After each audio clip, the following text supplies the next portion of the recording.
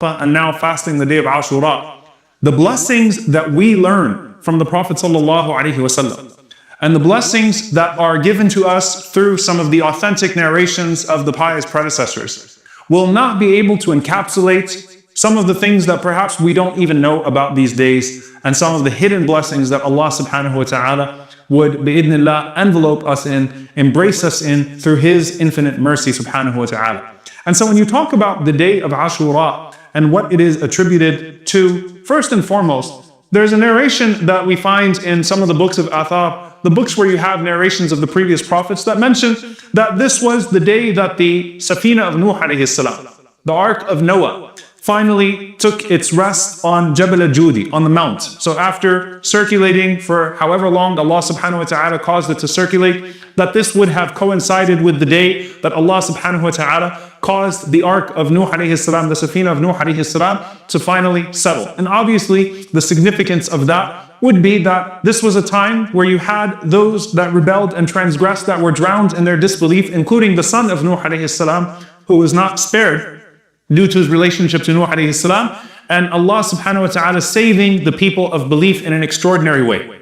And so of course, there's a connection of that to what is the authentically narrated hadith in multiple books that is the main cause of us fasting this day in Al-Bukhari and Muslim, when the Prophet ﷺ saw the people of the book, particularly the Jewish community in Medina, fasting this day. And when he asked why they were fasting this day, they said this is the day that Allah subhanahu wa ta'ala saved Musa alayhi salam and his army from the army of Fir'aun. When Allah saved Musa alayhi salam and Bani Israel from the army of Fir'aun that were behind him. So there's a connection there between Musa alayhi salam and the believers being saved as a community, to what could perhaps also be a day in which Allah subhanahu wa ta'ala saved humanity from the depths and the darkness of disbelief. And of course, what comes after that day often becomes revived in historical debates, and what that refers to, the istishhad of Al-Hussein radiyallahu ta'ala anhu, the martyrdom of the grandson of the Prophet sallallahu alaihi wasallam, one of the two masters of the youth of paradise, and the sadness of his murder, but the joy of his istishhad, of his martyrdom. And what we take from that, of course, is what Allah subhanahu wa ta'ala teaches us about Ashab al-Ukhdud, about the people of the ditch, ذَلِكَ الْفَوْزُ الْكَبِيرُ, that it was success. That even if Musa alayhi salam and his army and his people escaped in this dunya, that what Al-Hussein radiallahu ta'ala anhu encountered of a shahada of martyrdom is a form of the ultimate success, that Allah subhanahu wa ta'ala saved him from this world, and that just as in the time of Uhud, when the Prophet sallallahu alaihi wasallam and Abu Bakr and Umar radiallahu ta'ala anhuma are standing there on Uhud, and our dead are in paradise, your dead are in hellfire. True victory belongs with Allah subhanahu wa ta'ala. So we connect it back to, of course, from a prescriptive perspective, in terms of taking that day as a day of fasting, honoring Musa alayhi salam and thanking Allah subhanahu wa ta'ala for that victory. The Prophet sallallahu alayhi wa said, "Nahnu ahaqqu aw nahnu awla." Both of them are authentic. We have greater rights and we are closer to Musa alayhi salam than the people of the book. We love Musa alayhi salam. We follow the way of Musa alayhi salam. We honor all of God's prophets. We honor their message by staying upon the creed of monotheism, the Abrahamic way, the way that is pleasing to Allah subhanahu wa ta'ala, and most crystallized through the Prophet sallallahu alayhi wa sallam as we have it today. So we honor the Prophet sallallahu, and we thank Allah subhanahu wa ta'ala for that blessing, and we take the lessons of that day, that Allah subhanahu wa ta'ala grants success to those who maintain His way. And in a day where subhanAllah we see tyranny all over the world, you really cannot keep up. You really cannot keep up. Then you once again ground yourself in that aqeedah, in that creed, that true belief in Allah subhanahu wa ta'ala yields true victory, whether that victory manifests in this life or in the next. We base ourselves, ground ourselves in that creed, certainly. The Prophet sallallahu alaihi wasallam, however, on this day, contrary to what many people know, used to also fast this day in Mecca.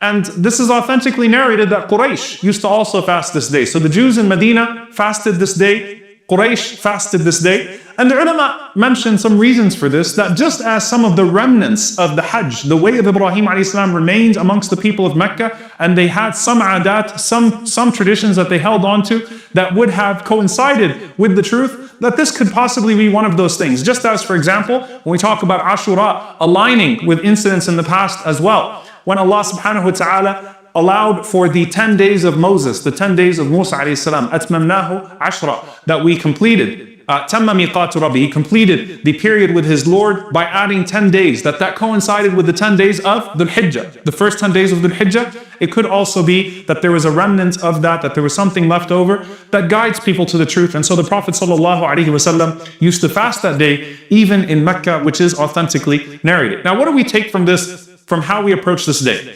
How are we supposed to act on this day, and how seriously should we take the fast? Ibn Abbas radiallahu ta'ala anhuma, he says, ما رأيت النبي صلى الله عليه وسلم يتحرى صيام يوم فضله على غيره إلا هذا اليوم. I have not seen a day that the Prophet صلى الله عليه وسلم singled out and took more seriously than this day, يوم عاشوراء, this day of Ashura, وهذا الشهر, and this month, meaning the best month after Ramadan for fasting is what? Muharram.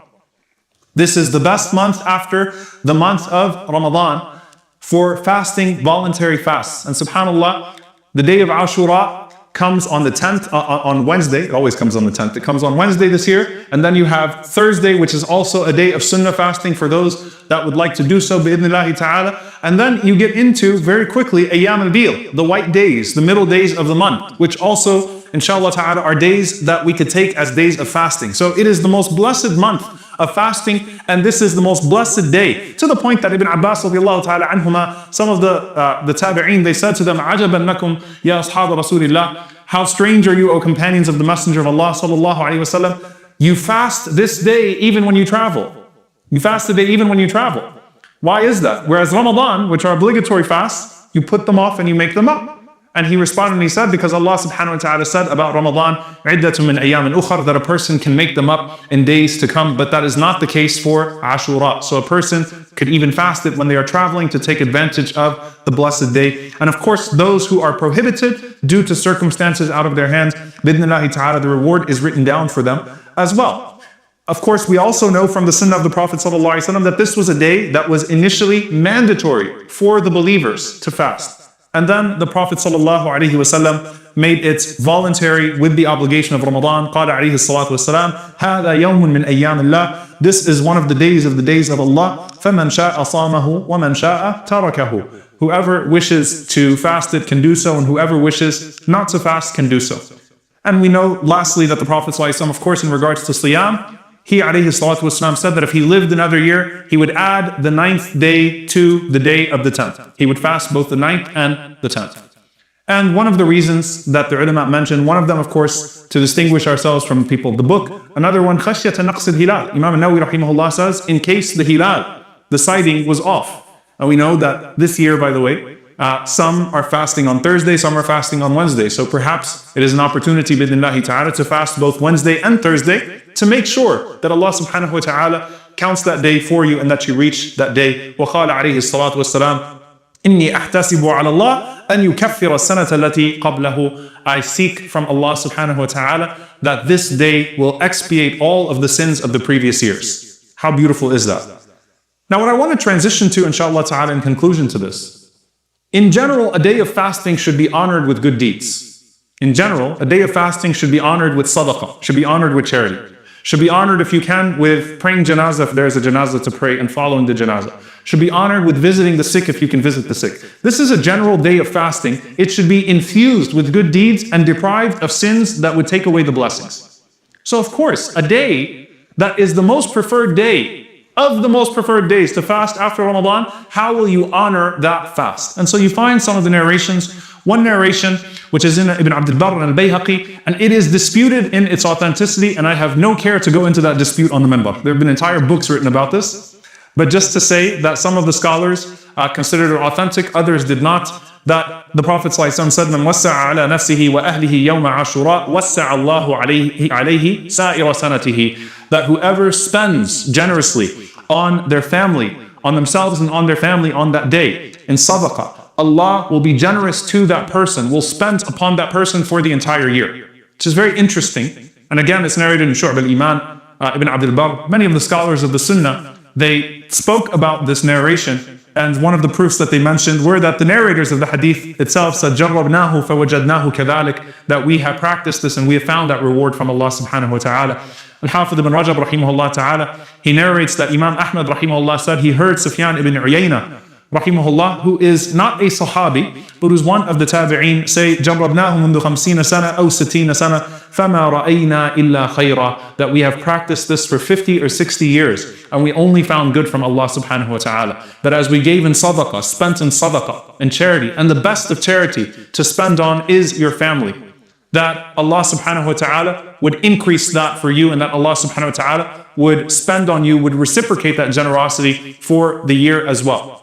Again, whether or not it is specific as this or not, mark the day with ibadah, mark the day with worship, mark the day with charity. وَلَئِن شَكَرْتُمْ لَأَزِيدَنَّكُمْ. It is a day of gratitude, and if you are grateful, I will increase you. It is not the day of Arafah, which is marked by a day of dua, but it is a day that is legislated in the spirit of gratitude to Allah subhanahu wa ta'ala. اعملوا آل داود شكرا. So work just like the family of Dawood alayhi salam was commanded to work. Work deeds of gratitude on that day. Give sadaqah on that day. Make dua that day, of course. Do the deeds that would infuse your fast with barakah, with blessing and pleasure of Allah subhanahu wa ta'ala. And whether they are narrated or not, we know that Allah subhanahu wa ta'ala, His mercy is greater than anything that we can comprehend. May Allah subhanahu wa ta'ala allow us to reach that day, and may Allah azza wa jalla accept it from us and accept all of our good deeds in Ramadan and in Sha'ban and Shawwal and Muharram and Dhul Hijjah and beyond throughout the year. Allahumma ameen. أقول قولي هذا واستغفر الله لي ولكم ولسائر المسلمين فاستغفروه إنه هو الغفور الرحيم.